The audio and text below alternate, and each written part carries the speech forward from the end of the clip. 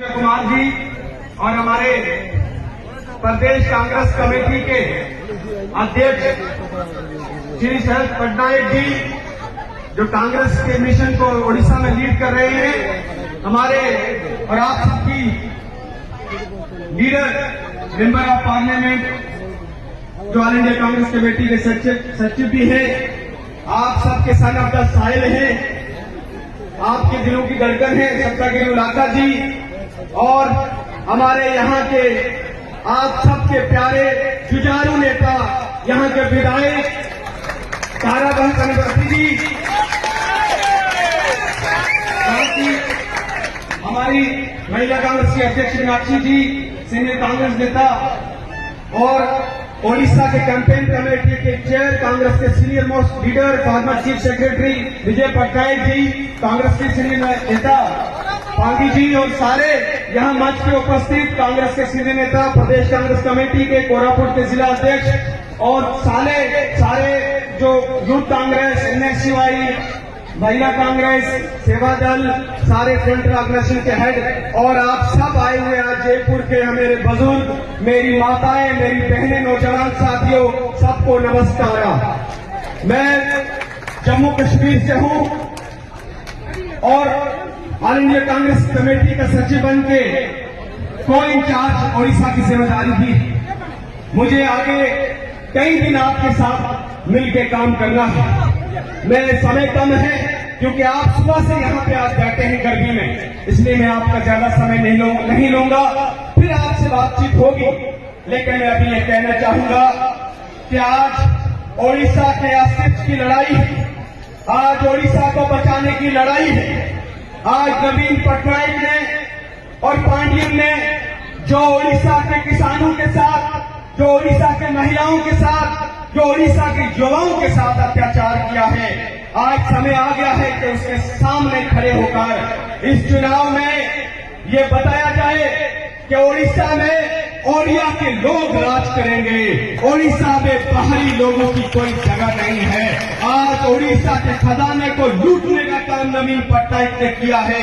मैं आपको बताना चाहता हूं कि जो कैरेक्टर, जो चेहरा नवीन पटनायक का आप सामने से देखते हो, जो कैरेक्टर मार्केटिंग की जाती है, आपको कहा जाता है कि नवीन पटनायक बहुत ईमानदार है, मगर एक चेहरा उनका पर्दे के पीछे भी है, जो पर्दा आप देख नहीं पाए, जिसने आज ओडिशा के खजाने को लूटने का काम किया है। कोरापुट, नबरंगपुर, इस इलाके का देश का खजाना यहाँ पे है, यहाँ देश के सारे रिसोर्सेज हैं, यहाँ माइन्स हैं, मगर उन माइन्स को कुछ तमिलनाडु के और बाहर के लोगों को हाथ बेच दिया गया है, आपके खजाने को लूटने के लिए छोड़ दिया गया है, और आप यहाँ की महिला, यहाँ का किसान, यहाँ का मजदूर गरीबी पे छोड़ दिया गया है, गरीबी पे चलने के लिए मजबूर कर दिया गया है। आप तो जानते हैं माइन्स का इस नवीन पटनायक सरकार ने बहुत बड़ा घोटाला किया है। चिट फंड स्कीम आपने सुना होगा, कितना बड़ा घोटाला किया है। ये कोई छोटे मोटे घोटाले नहीं, लाखों करोड़ों के घोटाले हैं। पावर स्ट्रक्चर में इतना, इंफ्रास्ट्रक्चर में इतना बड़ा घोटाला किया, पीने के पानी का घोटाला किया, और ये सारे ठेके, ये सारे कॉन्ट्रैक्ट तमिलनाडु के और बाहर के लोगों को दे दिया गया। आज क्या ओडिशा का बिजनेसमैन, ओडिशा का कारोबारी, ओडिशा का पढ़ा लिखा नौजवान क्या ये ठेके नहीं ले सकता था? ले सकता था, मगर नवीन पटनायक ने बड़े से बड़ा और छोटे से छोटा ठेका आज बाहर के लोगों को दे दिया, और यहाँ के बेरोजगार नौजवान, पढ़े लिखे युवा, उनको मजबूर कर दिया गया कि वो बाहर 30 लाख से ज्यादा युवा आज ओडिशा के बाहर के प्रदेशों में मजदूरी का काम कर रहे हैं। नवीन पटनायक, तुम्हें शर्म आनी चाहिए, तुम ओडिशा के युवाओं को यहाँ की फैक्ट्री में नौकरी नहीं दे रहे हो। यहाँ के किसानों की बात करो, यहाँ के धान का मैं किसान साथी से पूछना चाहता हूँ, आपके धान की कीमत कितनी मिलती है ओडिया में? कोई जरा बोल के ऊंची आवाज में बताए, कितना मिलता है धान का कीमत? कितना मिलता है? 1600 रुपए आपको मिलता है। आपको पता है आपके पड़ोस में ही छत्तीसगढ़ में कांग्रेस की सरकार है, 3200 रुपए क्विंटल हम जो है धान का वहां कीमत देते हैं। दो दिन दूर नहीं है जब यहाँ ओडिशा में कांग्रेस की सरकार होगी। होगी और यहाँ पे भी छत्तीसगढ़ की तरह उतने ही दाम जो है किसानों को मिलेंगे।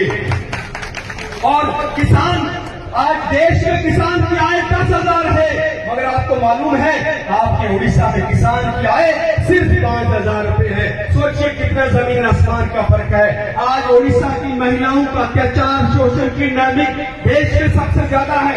मैं नहीं कह रहा हूँ, ये देश की सरकार का डाटा है। आज सबसे ज्यादा महिलाएं यहाँ पे परेशान है।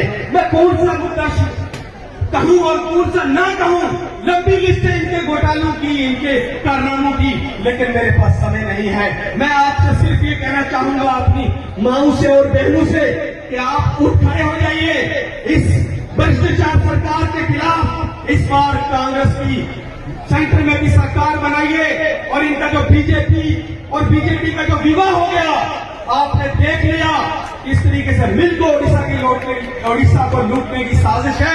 इस साजिश को आपने खत्म करना है और कांग्रेस की सरकार इस बार उड़ीसा में भी और देश में भी बनानी है। और B.R. अम्बेडकर जी ने जिस संविधान को लिखा है उस संविधान की रक्षा की जरूरत है। अगर ये बीजेपी सरकार देश में आ गई तो हमारा जो संविधान है उसको खतरा है, उसको बदलने की कोशिश कर रहे हैं, जिसके लिए अकेला व्यक्ति राहुल गांधी आज देश की सड़कों पर उस लड़ाई को लड़ने के लिए, आज की लड़ाई को लड़ने के लिए चल रहा है। आप सबको उनका राहुल गांधी जी का साथ देना है। और वरना आखिर में एक शहर कहूंगा, एक हिंदी में उर्दू में शहर है, पता नहीं आप समझ पाएंगे नहीं समझ पाएंगे। एक बहुत बड़े शायर ने कहा था, वो इस वक्त उड़ीसा पे पूरा लागू है। इसलिए मैं कहना चाहूंगा कि फिक्र कर ए नादां, मुसीबत आने वाली है। कि फिक्र करे नादां, मुसीबत आने वाली है। तेरी बर्बादियों के मशवरे के आसमानों में न समझोगे तो मिट जाओगे ओड़िया वालों, तुम्हारी दास्तान बिना रहेगी दास्तानों में। बहुत बहुत धन्यवाद। जय हिंद, जय कांग्रेस, जय उड़ीसा। धन्यवाद। ମୁଁ ନିବେଦନ କରିବି ଆମ ସମସ୍ତଙ୍କର